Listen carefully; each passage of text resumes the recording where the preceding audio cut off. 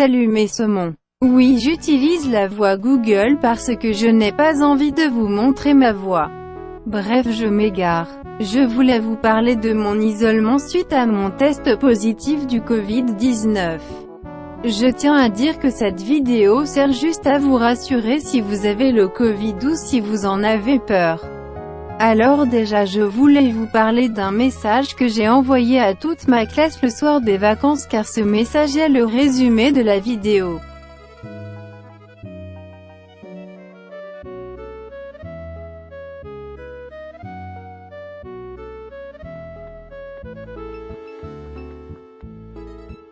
Maintenant que vous avez lu le message ou du moins vu avec le flou, je pense que je vais m'attaquer à la vie de l'isolement.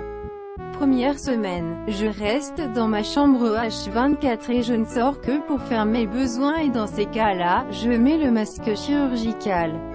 Mes parents, surtout ma mère, m'apportaient à manger. Pour se laver les mains, on avait notre propre serviette. Pour mes mouchoirs, ma mère m'a installé une poubelle dans ma chambre. Ils devaient mettre le masque chaque fois qu'ils viennent me voir. Mes parents devaient dormir chacun dans son lit. Il n'y a qu'une personne qui dormait dans le même lit. Je ne prenais pas de bain.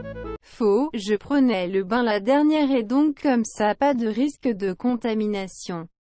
J'en ai même profité une fois de mettre la bombe de bain que mon ami m'a achetée à mon anniv.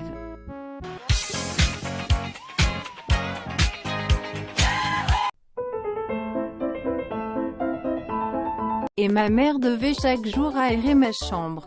Elle devait aussi, avec mon père, désinfecter tout ce que je touche en dehors de ma chambre. Donc au final, cette semaine était ultra longue et chaque soir je recevais des appels de ma famille, autres que mes parents bien sûr. Deuxième semaine. Cette fois je pouvais manger en bas avec mes parents, mais sur la table basse. Je pouvais aller sur le canapé pour voir un film. Mais je pouvais toujours pas faire câlin. Comme avant, mes parents désinfectaient tout. Au moins, cette semaine était beaucoup moins longue et j'étais heureuse de revoir mes parents. Voilà que j'ai dit la vie de l'isolement, je vais parler comme mes mères et faire un leçon. Déjà de base si vous êtes un enfant, vous avez beaucoup moins de chances de vous faire hospitaliser. Ça arrive des fois mais c'est très rare. De deux, si vous êtes atteint du Covid-19, ne le prenez comme une fatalité, prenez-le comme une épreuve de la vie qu'on doit surmonter. Ça sert à rien de pleurer, de s'apitoyer sur son sort, c'est comme ça, c'est la vie. Je parle aux enfants parce que j'en suis une, mais je parle aussi aux adultes et aux seniors et oui les ados se sont considérés comme des enfants.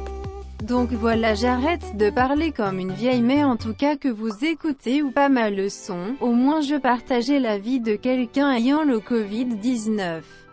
Allez, je vous souhaite une bonne journée et surtout si vous avez des questions, dites-les en commentaire, je me ferai un plaisir à les répondre. Comme on dit en allemand. Tschüss! I'm starting to feel some sort of way. You give me goosebumps every